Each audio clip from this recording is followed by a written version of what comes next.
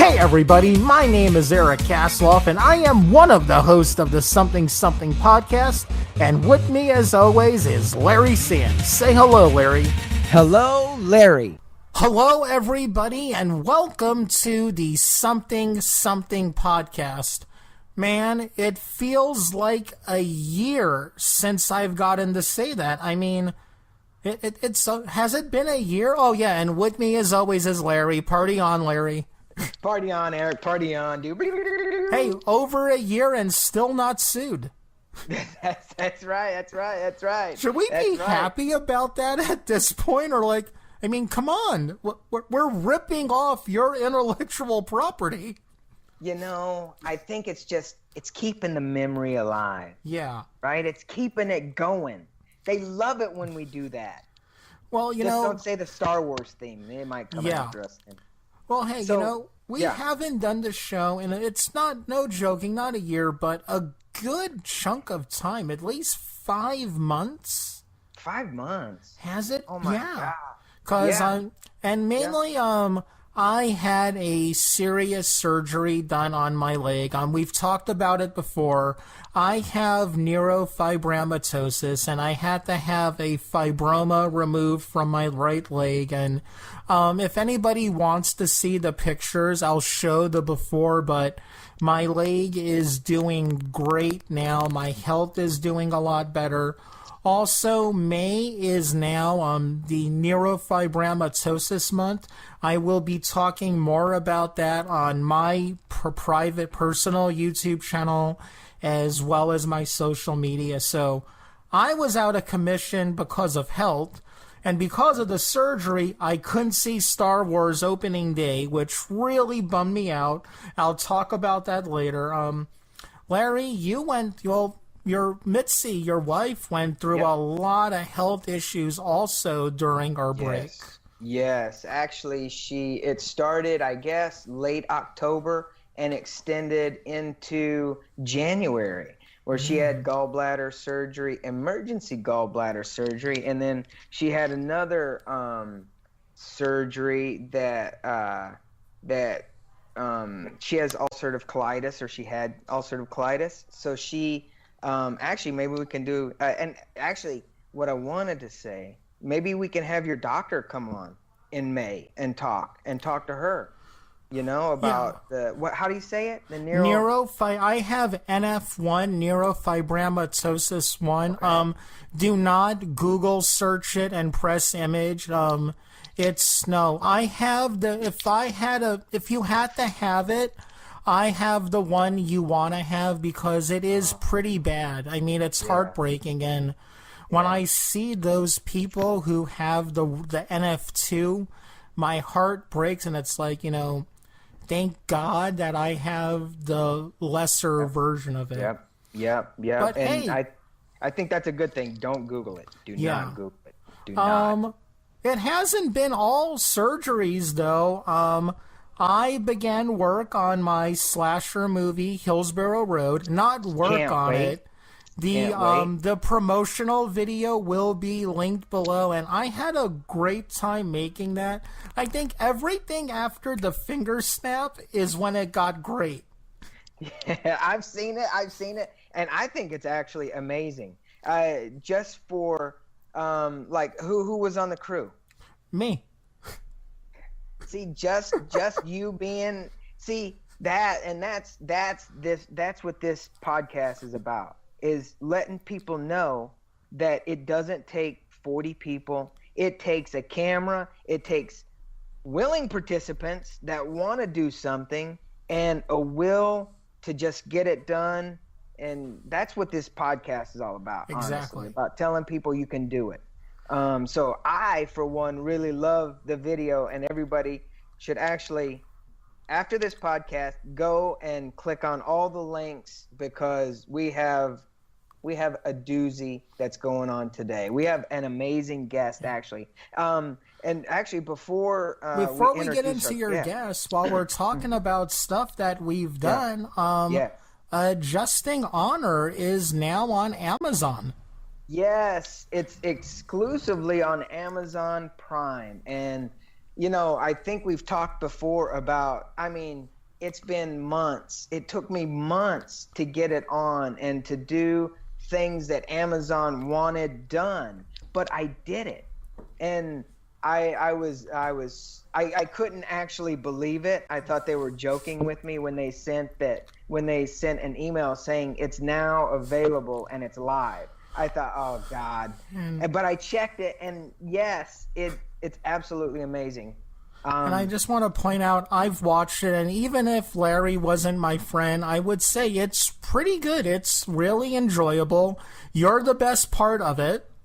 Thank Now, you. me and you don't drink. I only drink if I'm getting paid for it. Listen to the other podcast to know about that. But That's right. I really think because of the stories you told me about the movie, drunk and angry commentary. Oh God, it almost drove me to drinking. Just everything I had to do with it. But no. I mean, there's definitely like a backstory that. We've talked about it before, but now that it's fresh and it's new on Amazon Prime, I think we just need to like rehash it and talk about it and get it out. So, and it'll be fun. It'll be fun to talk about. It's just like it's a new beginning. It's a new beginning. So it's awesome. It's awesome. So yeah. But yeah, I guess that leads me again. That's what this podcast is all about. It's all about finding people that go against the grain. I mean, people we've talked to have like 2 jobs, and then they pursue this creative career that's crazy and maddening sometimes, but most of all, it's the most enjoyable thing ever when it works. And That's right. And the guests we have never cease to amaze me. And I'm going to let you segue Sam into that. Oh, and we will be doing a bonus period after this so I can talk about my Lyft experience today. Gosh, but we need to get right into our guest. After show. Yes, let's do it. So today we have one of my very good friends. I've known her for about 2 years. We graduated in high school. So I knew her since high school. It was only maybe 4 years ago. So it's fresh. No, but she really is. So, her name is Myka Allen Johnson. Hello, Myka. Hi, Larry. Hi, Eric. Hello, Myka. Thank you guys for having me on today. Well, thank you for actually gracing us with your presence and your talent. Thank you. That's right. Yes. Thank You're all graced. Now, I tell you, Myka, okay, let me do this. You're an actress and you're a singer, and everybody, I can vouch, she is the most gifted singer that I know and that I've worked with.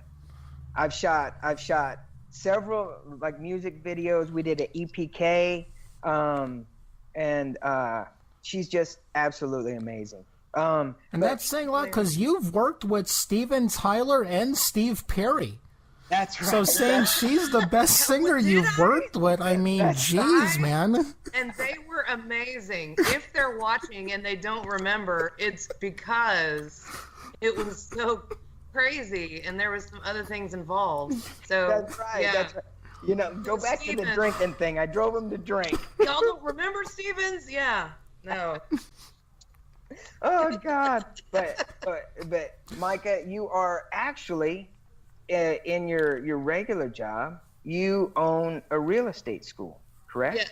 Yes. I own the real estate business school of Salado. So that's Salado, Texas. If you don't know where it is, look it up because it's awesome.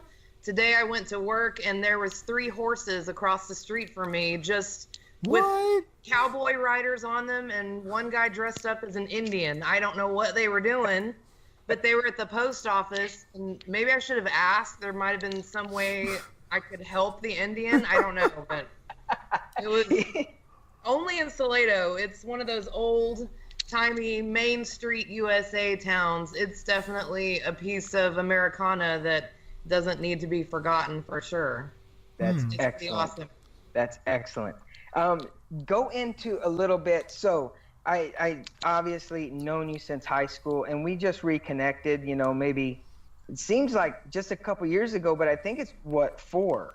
It was 4 years ago, yeah. And yeah. so, I mean, scarily enough, that was right about the time we were in high school. We just reconnected right after high school. So, exactly. There's not much catching up that we had to do since we were good friends and we had just tossed the tassel to the side. Yeah. That's right. So I guess, looking at your bio, because you sent a great little bio, and just like any creative life, you have lived like 10 lives, it seems. Yes. Right? Every morning I wake up and I'm like, what's going to happen today? You sing, I've sung, acted, I've owned a business school. I've been like a participant on game shows and all kinds of crazy stuff. Really? And, what game show? Every day. Yeah. Oh, you remember the dating game with Roger Lodge? Yeah. Kind of. Yeah. Yeah. It was like a blind date type thing. I think it was called Blind Date with Roger Lodge. And it came on at like 11 o'clock at night. It was like, wait, they would have the little pop-up Eliminate scenarios. Was it Eliminate? It was kind of like Eliminate. It was before Eliminate, though. This was like 2000. Yeah, they chose me in Dallas as like one of like 5 girls to go on a date with somebody on television. It was, and they of course, it was not live, but they mashed it all together. And so it was me, a preacher's daughter, with like 4 other like not preacher's daughters. That's funny. You know what I'm saying? And so they were interviewing me on the camera and asking me some really terrible questions. And I was like, my dad's a Baptist preacher. I'm not going to answer that. And they're like, well, you can go. We don't need you for the show this time. Whoa. I was like, oh, great. So Figures. Because I'm not going to get in the hot tub with somebody, I am not getting the part on this show. Of course. Tell us about your early on. You were up for a major film role. Yes, I was. It's interesting. My how many lives I have lived, Larry. It's weird that you say that. In college, my major was Spanish, so I speak Spanish very fluently, and I just left Mexico. I lived there for almost a year taking courses in Mexico. And I was working tables at a restaurant in Brownwood, Texas called The Section Hand. Definitely go there and eat there. And these 2 guys walked in, and they spoke Spanish and sat at my table. And so every time I'd walk away, they would get together and tuddle and talk about me. And I was like, what the heck is going on? Turns out at the end of the meal, one guy handed me a card and it had a yellow rose on it. It said Desert Rose Productions. It was Selena Quintanilla of Selena. It was her manager, and they were with another Tejano group, and they were going to be singing that night. Well, he met me, and he was like, I want you to spend the rest of the day with us. So I did. He met my parents, and I read script for them. I sang for them. I danced a little bit for them, and spent the whole rest of the day till midnight with them on their tour bus. Wow. And they called the director of the movie Selena that day and said, we have found our Selena. And I was like, this is like Pretty Woman. Obviously without the weird stuff, but This is like never happens. It's a lightning strike. And so the next morning, of course, I didn't sleep at all that night. I was sitting there waiting for the call, and the director's assistant called and asked me a lot of questions. Then she asked me the question that altered my life forever. She asked me, what percentage Latina are you? Well, I said 0. I have Irish and American Indian roots. She goes, I don't think that's going to work. I think it's going to be a problem. It was not even probably 30 seconds later. The director had said, no, that's not going to work. It's got to be a Latina to play the role. And did you go, oh, wait, I forgot. Selena. I'm 1,000% Latina. I know. That's right. I completely forgot to mention that. That was before Ancestry or 23andMe. I should have done that. Yeah. I don't know, but that was as close as it comes. And of course, Jennifer Lopez played that role, and everybody was upset because she was Puerto Rican and not Mexican American. So if a gringa played that role, oh man, people. Oh man. You know, I mean, if you would have got the part, the awesome thing would have been we wouldn't have to suffer with Jennifer Lopez. But then the other thing is we wouldn't have got one of my favorite South Park episodes where Cartman starts to believe that his hand is Jennifer Lopez. Taco, please. I'm telling you, Larry, do you have Hulu?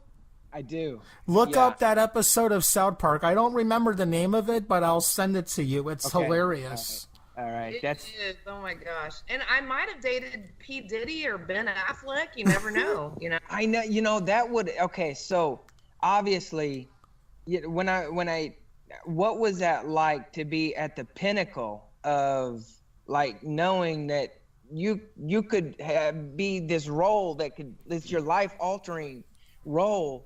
And what was that? I mean, I know. I cried.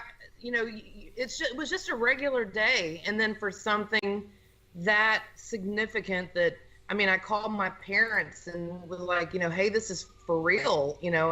This is a real thing. And they want me to do this. Like that was your life in an instant changes. And then just a few hours later in an instant, just, change back to what it was again. Right. You had like just a few hours of, oh my gosh, this is happening. Yeah. And but just being able to tell the story, and as a singer, I do a tribute to Selena, of course, and of course Elvis too. But how I do familiar were you with her work before you were offered the part? Actually, I was very familiar because I had literally just spent almost a year in Mexico, and that's all they played on the radio. Wow. And so I had listened to all of her stuff. I'm super happy that it happened because I love to be able to tell that story. Yeah. But I think if I had gone that route, I don't think that I would have the husband that I have now and the daughter that I have exactly. now. I was going to bring that up. Yep. Yeah. Agreed. It all works out. I'd be Myka from the block. Sorry, Eric. I know she's from right around your area, but Myka from Texas. It all works out. And now let's talk about you getting more into singing. How did that happen? Was it because of that? No, actually, as a preacher's daughter, I've never been able to listen to like regular music. In fact, my dad snapped my Bon Jovi and my Michael Jackson. Oh God! Oh God! And stomped on it. Give me a second. As a guy from Jersey wearing a Devil's shirt, now Michael Jackson, snap that all you want, but a Bon Jovi cassette. I mean, this isn't a joke. When you walk into a house in New Jersey, there's an altar to Bruce Springsteen, John Bon Jovi, and Frank Sinatra. Yes, everybody is living on a Bon Jovi prayer there. I know that. I'm so sorry. And it wasn't me. I bought it for my sister, and we were playing it in the car, and my dad took it out. Which album was it? Snapped it. It was Bed of Roses. We were listening to Bed of Roses, which is so good. Yeah. But there's a line in there. I'm not even going to say it, and out of respect for my dad. Yeah. And he was like, no, girls. And he took it out of the cassette, snapped it, threw it out the window, and I had just saved all my money to buy that for my sister as a birthday present. Oh, man. But I digress to say that I was able to listen to Christian gospel music, all the brothers, like the Gaither brothers, the Gatlin brothers, all the whatever brothers that sang gospel, and then Elvis gospel. So Elvis taught me how to sing, the wall behind a blue Christmas without you. So I learned all the warbly, gospel-y. I learned I could sing by listening to those guys and not singing in that church choir voice. And so, starting that way helped me pave the way for me to sing later on. Starting at 18, right when we were out of high school, Larry, I was actually singing in a band right close to where you live at the lake. Really? Yeah, You I live first by a came to lake? the crow's nest. Yeah. The crow's Really? nest at Lake Brownwood. Really? Yeah. Yeah. I was in trouble. Yeah. Wow, that is so cool. What was that like the first time you stepped on stage as a singer?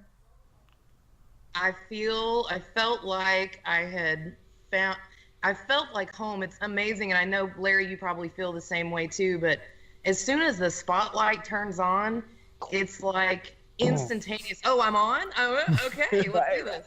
And things just happen, and you creatively, stuff pours out of you. And it's like, it's the best high ever. There's no drug like being in front of the spotlight because you feel Matt's right up there. Me and Larry know a little bit about Matt. It's pretty amazing.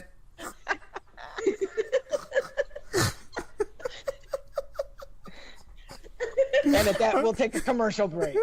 I just want to point out I have never done meth in my life. thank goodness. I do have a Walter White t-shirt, so that's pretty much the same thing. Your teeth look great, Eric. So Oh, I'm thinking thank that you. you never have done meth. They're super pearly white and healthy, and your skin looks great. Don't Thank start. you. Don't start it. Oh, that's hilarious. Oh my God. But it very much is true. And you know, when you step on stage, there's it's so frightening but yet so exhilarating. And I know acting is maybe a little bit more different than singing, I think, because singing is so personal. Because It really is. it's weird, but acting is personal too. But at least you can kind of go, well, it wasn't me, it was the character that, you know, wasn't funny and they didn't hit all the jokes, right? Right. But when you sing, you really put yourself out there. Yes. Yeah. And Especially when you write it. Yeah. that's what I was about to say. When you write a lyric, it's so personal. And not only do you open yourself up, you know, when you sing, but when you get out there and sing your own lyrics. Yes. You know? And so for one, I have so much admiration and respect for singers that they can get out there and do it. And obviously, you know, you look at all the bands and go, oh yeah, blah, blah, blah. But like Myka, I know you, and it's weird because, you know, I've seen you obviously sing, and I've heard you. I've seen it and I've heard you, and it's I can't explain. It's amazing because you let your true self out, and that to me, that's talent. Thank you. Well, I do. It is that thing that before every single, even if it's just to sing the national anthem, you know, for somewhere, but before every, you know, concert or before every gig, me and my singing partner, April Cox, she's tremendous, but we get together and we don't do anything until we've asked God to make sure that he pours out of us. And that's the thing. I just want to make sure before we do everything that we're just a conduit of his voice and his feelings, and that we, you know, connect with people on a level that you can't even, it's unbelievable. You feel like there's something, a cord connected to you and everyone in the room, and you can feel what they're feeling. And it's such an incredible rush that most of the time on a couple of songs we'll end up in tears, both of us not even being able to finish, you know. And that is, I think we just try to dial it in and tune ourselves into what God wants us to do every concert. So that's amazing. And what kind of music, what kind of songs do you guys do? Do you and April do? We're called Blessed Union of Blues. So we do a lot of blues, a lot of Bonnie Raitt, Tracy Chapman, B.B. King style blues. Where we're just kind of rolling some stuff out, and sometimes we just go from the hip and make stuff up and just get in the moment. And then I have a second group called the Strugs. That's a rock group, and now we're doing like the Stones type stuff and some Creedence and kind of getting dirty swamp music going. Yes. Yeah. Before I ask any questions, because I feel like I'm asking a lot of questions. Eric, do you have any questions? Oh, I was digging what you were saying, but one thing you didn't mention is she is also a Hall of Famer. That's right. Yeah. That is right. Yes. Makes it sound like my jersey's hanging up at like Chicago Wrigley or something. Chicago Stadium. Yeah. No, but I remember reading in your bio that one of your jerseys is hanging up somewhere. Why don't you tell us about that? Golly, that just seems like a lifetime ago. Yes. In college, my life pretty much revolved around volleyball, high school volleyball. And so I got a scholarship to play volleyball. I got a full ride to OU the day that the OU coach came and the news media came to film me signing up for Oklahoma University. For those who don't speak Oklahoma OU acronyms. I snapped my knee in half. My ACL snapped in half. I didn't get my full ride to OU, so I ended up going back to my hometown of Brownwood because they told me I would probably never play sports again, and sports was my life. And this was my senior year of high school. But I rehabilitated, and I played 4 years of volleyball at Howard Payne University by the grace of God, of course. And I broke every record there as far as digs and kills and service aces and blocks. And they retired my jersey and they put me in the Sports Hall of Fame a few years after that. Wow. So that was pretty amazing experience to go to Howard Payne University, walk through the hall and see my number 5 jersey hanging there. It's just the weirdest thing ever. But it's awesome. That is too cool. Oh my God. Okay. While we're talking about volleyball, did you ever see that movie, any of you guys, called Side Out? Are you The kidding? beach volleyball movie? I have that memorized. I watched it 3 times a day. For those of you who don't know what it is, it's about this beach bum that loves playing beach volleyball. And this lawyer comes to, I think he's being sued about something. And essentially, Larry, the beach bum teaches the lawyer the way of volleyball. Yeah. It's like the movie with Keanu Reeves and Patrick Swayze. It's like that, but with volleyball. Point Break. And the guys in it were actually like the dollar store Keanu Reeves and Patrick Swayze. They actually used Karch Karai, who was an actual they used real volleyball players, which is what I love because I was geeking out because I was playing on the semi-pro beach volleyball circuit at that time, and so a lot of those guys I had seen and knew, and they were just in the movie. I watched it 3 times a day. Eric, I cannot believe you know that movie. That's freaking me out. Crazy movie. Nice. Now, here, what's great about this is when you're a fan of a niche kind of thing and you see your celebrity in the movie, it's like, oh my God, does no one else realize this? Like, when I'm watching, a lot of times wrestlers will appear in movies, and I'm just like, oh my God, that's Diamond Dallas Page. That's Al Snow. You don't understand. That's Al Snow in the movie. This is amazing. That's awesome. Yeah, it's exactly like that. You totally dork out. That's a great movie. But yeah, Larry, you definitely need to find Side Out. I think it's only on VHS.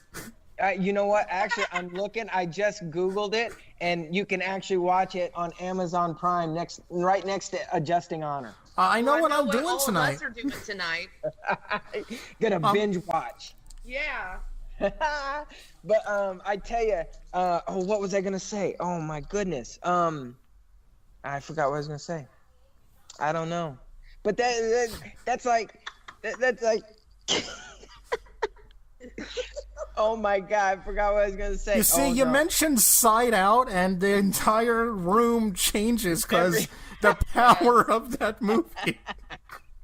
That's right. Oh That's my right. gosh.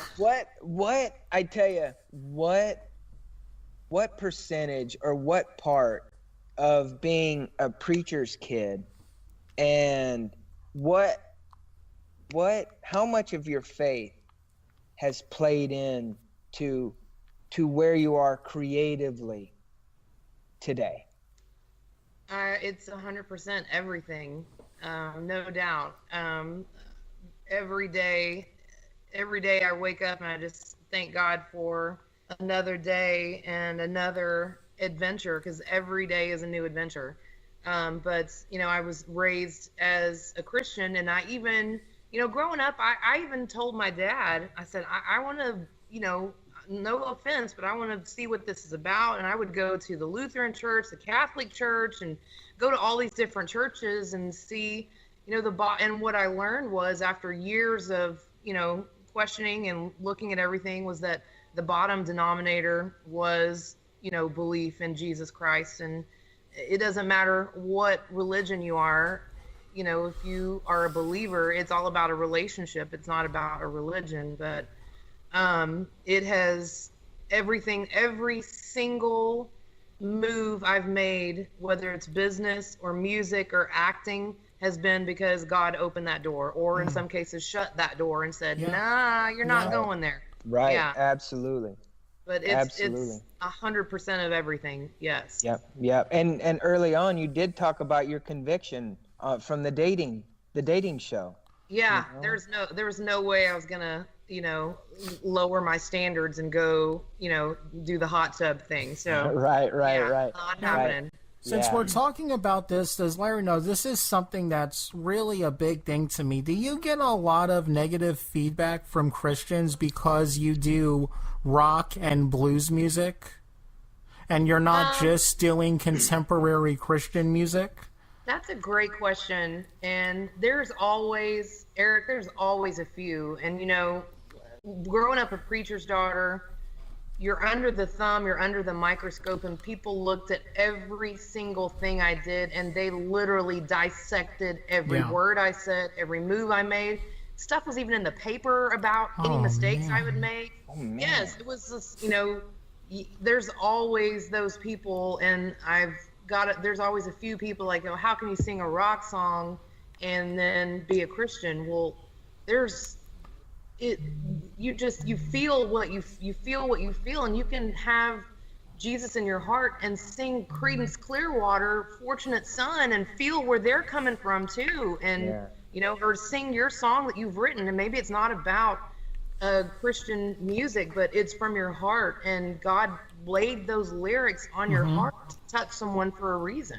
Yep. Because we've talked about this before. My old church in LA, pretty much everyone was really against me because I make horror movies and I love horror movies.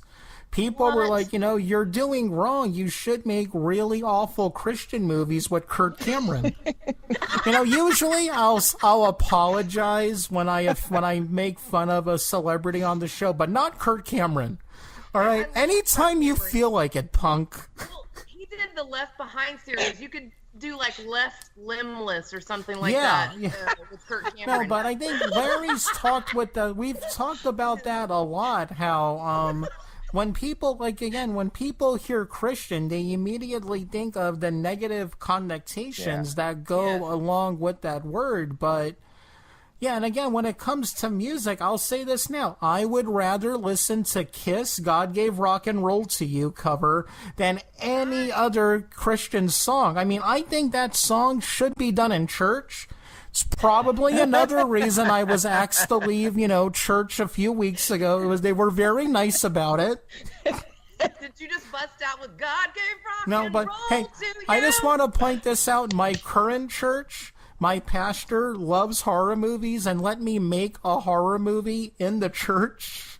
We did it for the My Annabelle creation contest. Yes. Yeah, he was totally cool with letting us film there. Yes, and it was pretty cool. I watched it, and it was cool. But yes. And that's, and I don't want to get too much into it, but I think there's a lot of things that just, it's the religion that speaks to people, It's man's rules. It's the rules of man that we can't get past. It's not, it's not, those aren't God's rules. God didn't say thou shalt not make a slasher movie. It's right. Yeah. You're not doing anything wrong. We're not doing anything wrong. We're creatively, putting ourselves out there. And every morning, I think we're all waking up and going, hey, lead me. Where do you want me to go? I think everybody is led to be creative in their own lane. That's right. That's right. That's right. And now, actually, let's talk about real quick, if we can, how you write songs. And just talk a little bit about like some of the personal stuff and how. I gotta say one quick thing before you answer that, Myka. When you said that, Larry, I immediately thought of the scene in Almost Famous when the kid's interviewing the guy. Do you gotta be in love to write a love song? That was the first thing to pop in my head. That's great. You don't have to be.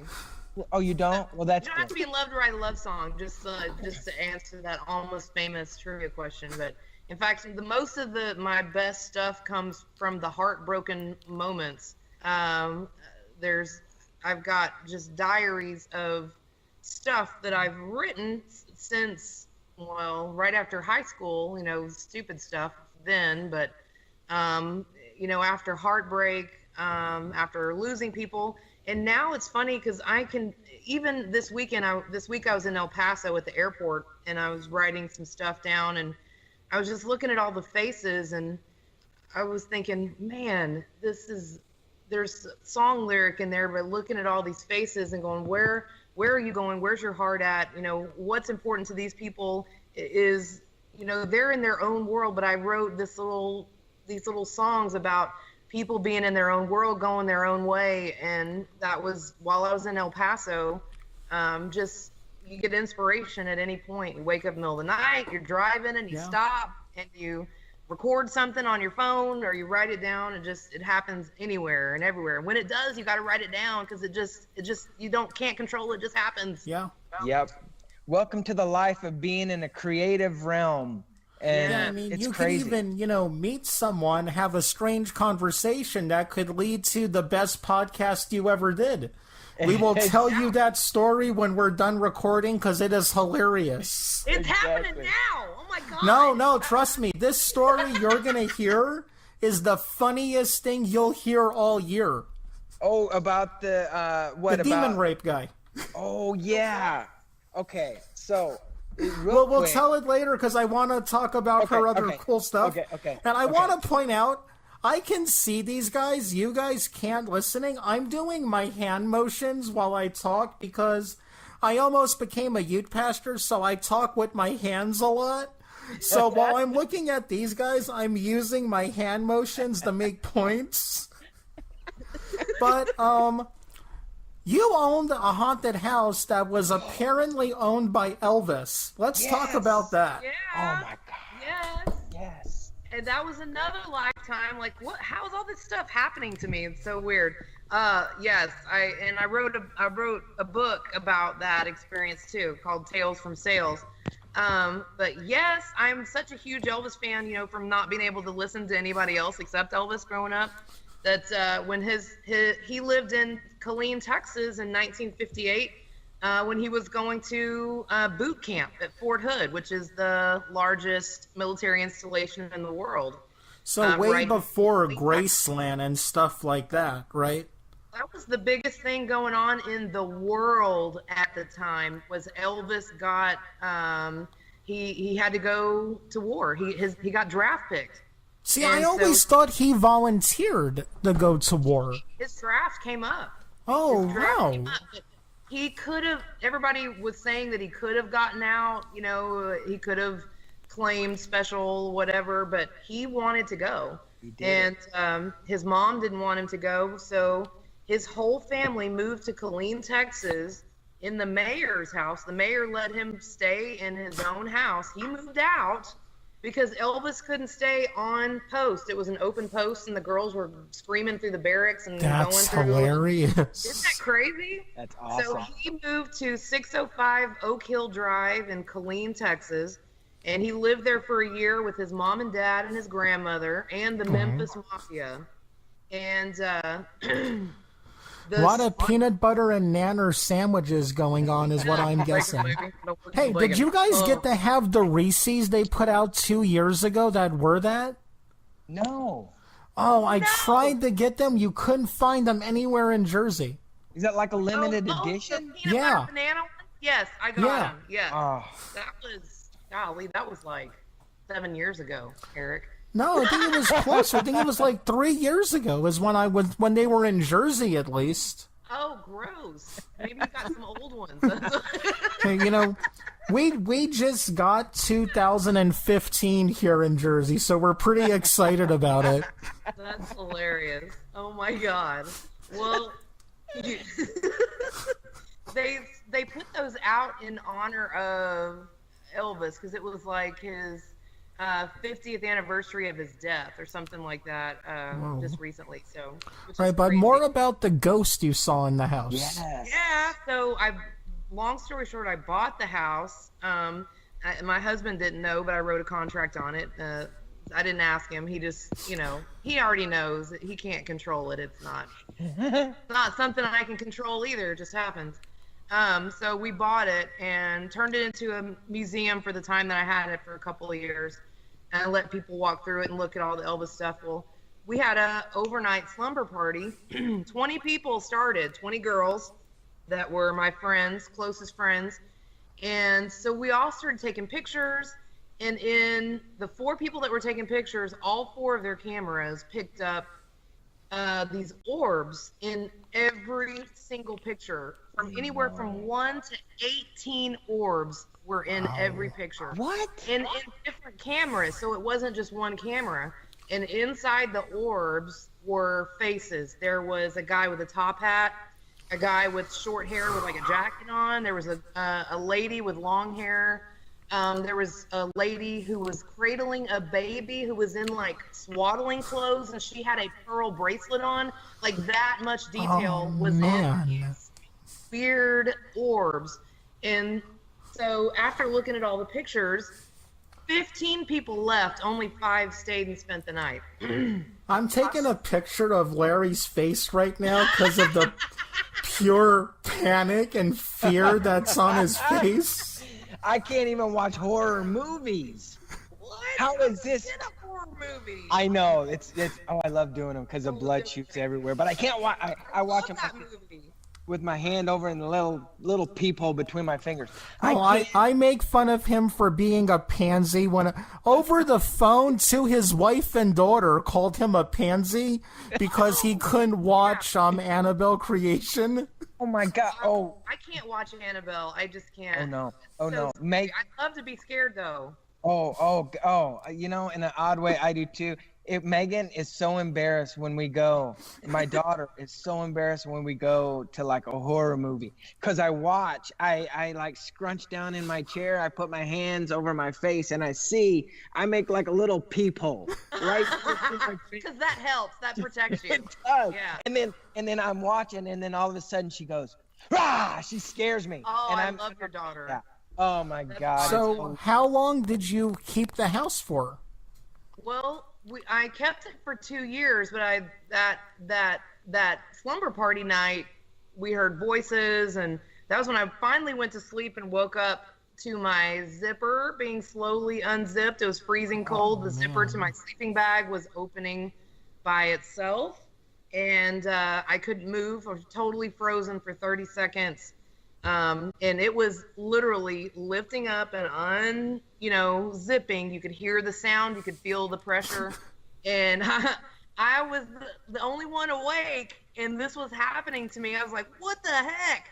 And I finally got enough nerve up to scream after 30 seconds, and just jumped out of my deal, and everybody freaked out, and we left. And in fact, it was so the pictures were so compelling that the ghost hunters at the time were trying to fit it in their schedule to come and investigate the property, because those, if you look up the top hat man, y'all need to make a movie on this.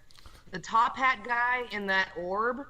Searching it right now. He is all over the globe in pictures all over the No, place. I can't. But what you have to do, you have to send pictures. Yeah, I'm I'm- sending pictures today. Anybody that's listening to this, and as we explain it, you're going to be watching these pictures. I don't think I can. I can't. I can't.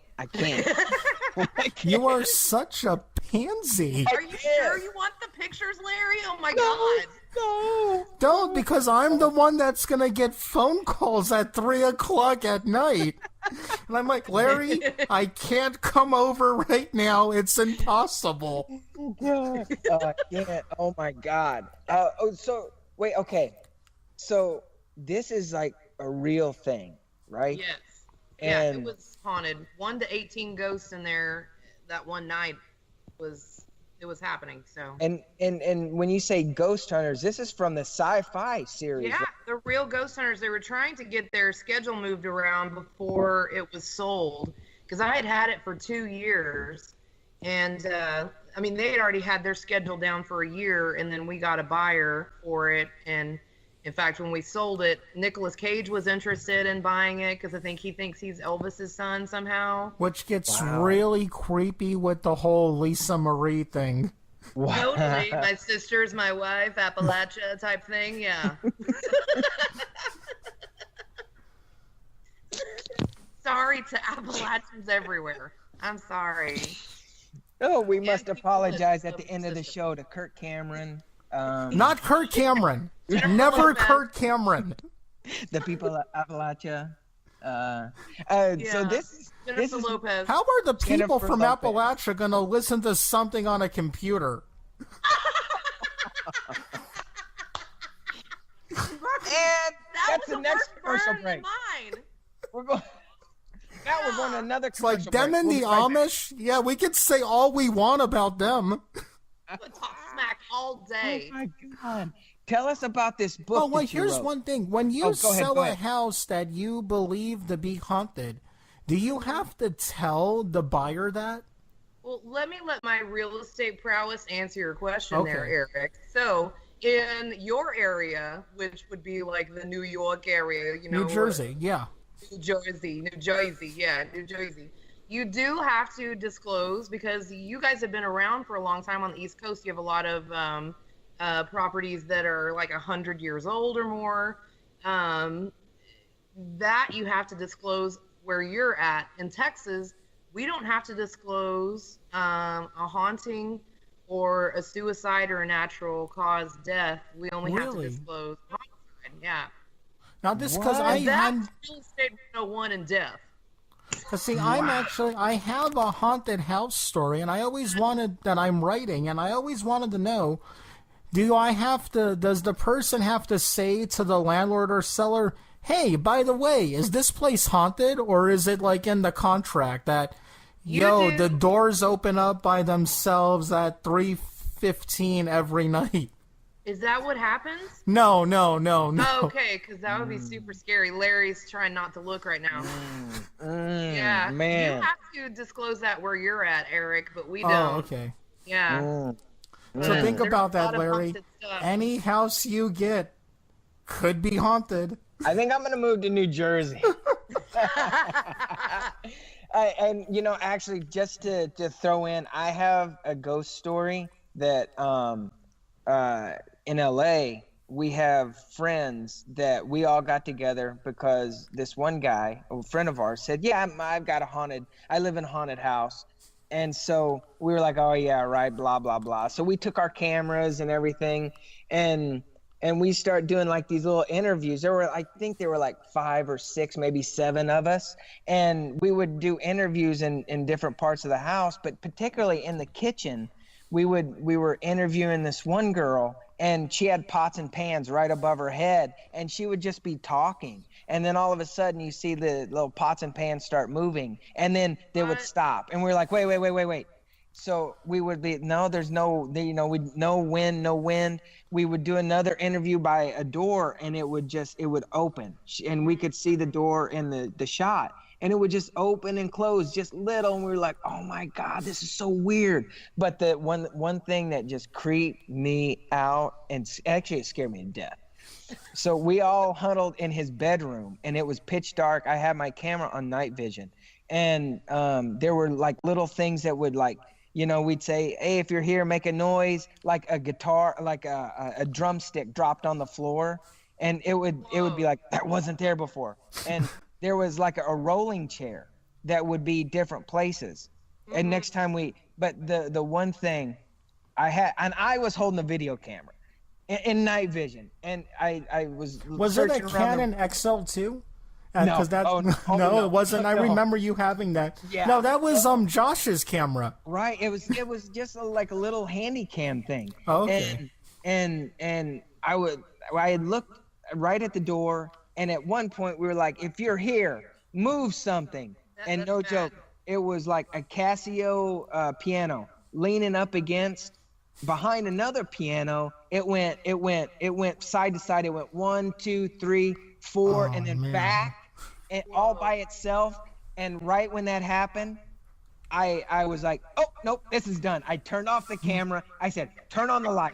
They were like, what? I was like, that moved. I pointed, the light came on. I said, that piano, little freaking piano moved. And I had a no. Oh my, and it was violent. It went boom, boom, boom. And so I had a rosary that my friend had given me. And I looked at my buddy who lived there. I looked and I prayed. I said, whatever's in this house is going to be cleansed in the name of Jesus Christ, and I command you to leave. I gave him the rosary, and me and Mitzi, we left. I was so scared. Oh God, it makes me want to vomit. Creepy. None of that stuff just happened. That was definitely. Well, I think I'll share my kind of creepy story, but not the main one that will scare you, where the kid in the youth group claimed to be possessed and we had to do an exorcism. I'm going to talk about the church story, Larry. That is our favorite thing we ever talked about on this show. Okay. I started going to this new church about 2 years ago. Brand new. You were new to the church, right? Completely new. I mean, maybe a few times, and I'm a talker. When I meet people, I want to talk, get to know them, so I'm just hanging around the church. Me and the pastor of the time were friendly. So this guy walks up, shakes my hand. Hey man, how's it going? I'm Eric. I'm good. How are you doing? I'm not going to lie to you, Eric. I'm not doing too good. Now, I've had times when I've been places and people have opened up to me and I've talked. Maybe I got one of those faces. It's never like hot girls that want to talk to me. It's always creepy guys. So this is now, keep in mind, this is, hey, how's it going? I'm doing good. How about yourself? And you just met him. 5 seconds of talking. And he responds with, I'm not doing that good, Eric. I'm like, oh, maybe, we're at a church. He feels he could open up here. I was having an affair with a married woman. This is 20 seconds into how you doing.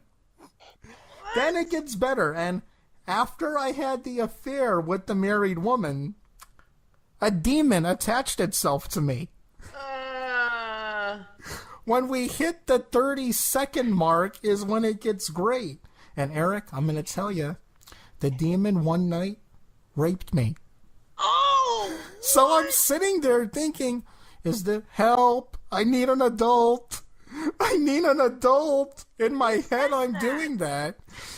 Then he goes on, I was at work one day, and I turned, and I saw it in the corner of the office. And he goes, I can feel it right now. And he's brushing my arm. And I'm like, okay, I want to go home. I want to go home. So after he did this, I think it was like then a few weeks after that, we started talking again, Larry. And yeah.